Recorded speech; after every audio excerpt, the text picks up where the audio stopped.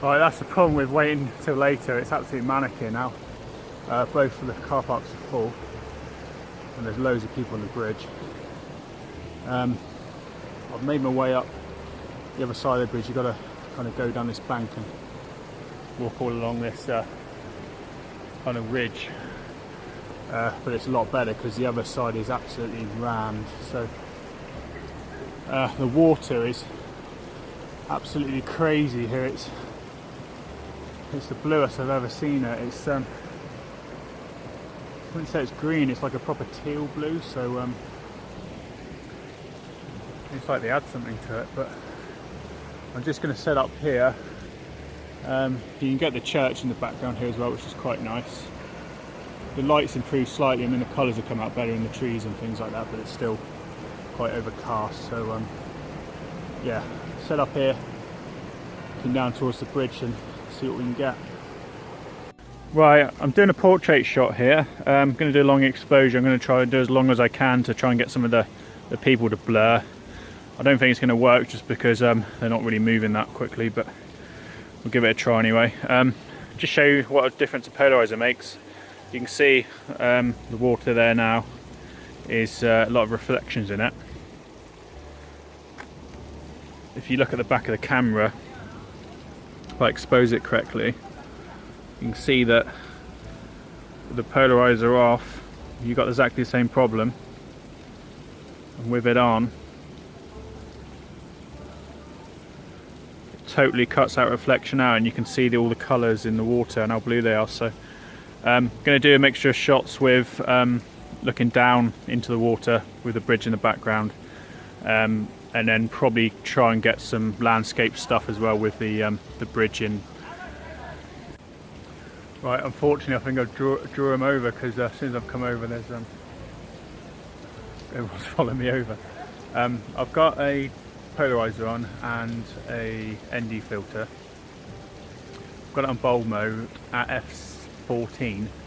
It's giving me a 16-minute exposure, so I'm hoping 16 minutes is going to get rid of most people. Hopefully they're not going to stand around longer than a few minutes.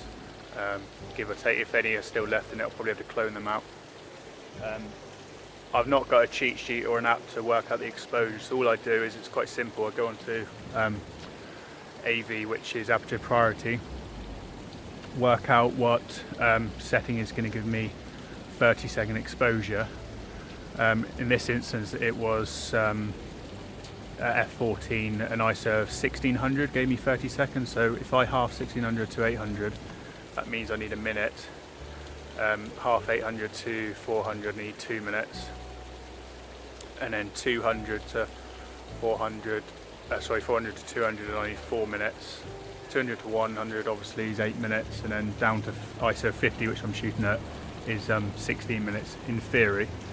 That should give me roughly a correct exposure. So that's with a ND 10 stop or ND 1000 filter. So it's not the darkest filter in the world. It's but it's with an f14 aperture. It should work out quite well. Yeah, so I'm just going to hang around now. Hopefully no one's going to come and walk right in front of the camera, and about 16 minutes time it should have a picture.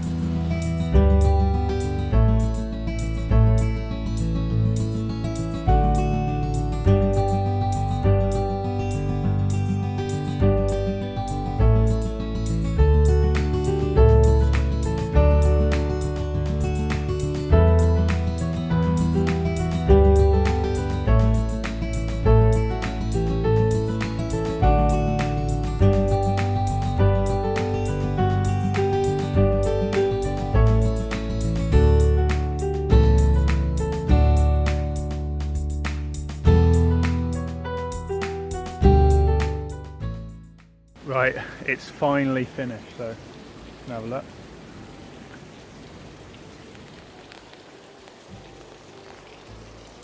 Wow, that is amazing. Yeah, really happy with that. It's worked really well. I've taken all the movement out. There's tiny shadow where the guy was stood on the right hand side with the in the black. But yeah, the water's come out absolutely crystal clear blue, so it's really nice. So yeah, that worked really well. I'm probably going to do the same again. probably take off long exposure noise reduction though, because I'd wait 32 minutes to get that image. Different angle, 16-minute shot, head down the other end, do the same this way, and then basically that'd be it in this location.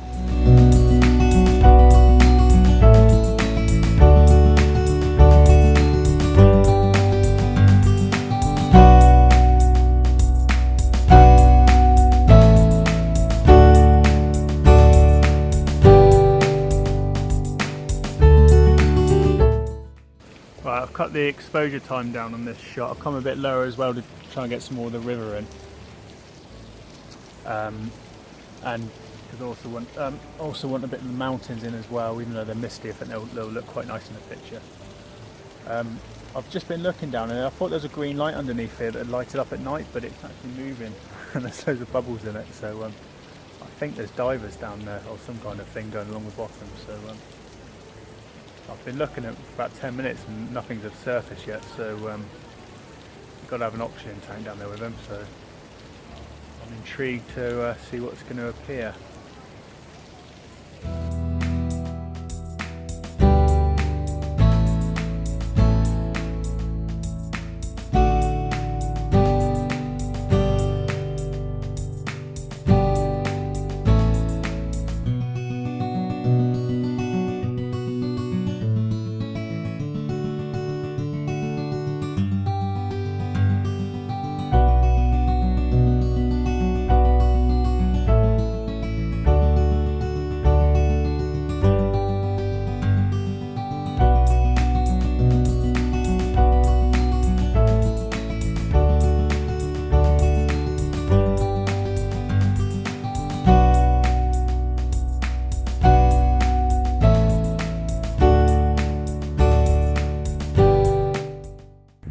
I've stopped by this dam up here. There's people bungee jumping from the top of it.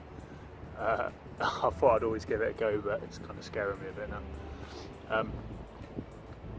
Yeah, if anyone can guess the film the dam's from, it's probably quite easy, that is, but it's quite an iconic one for that reason. There's someone down there now just coming up.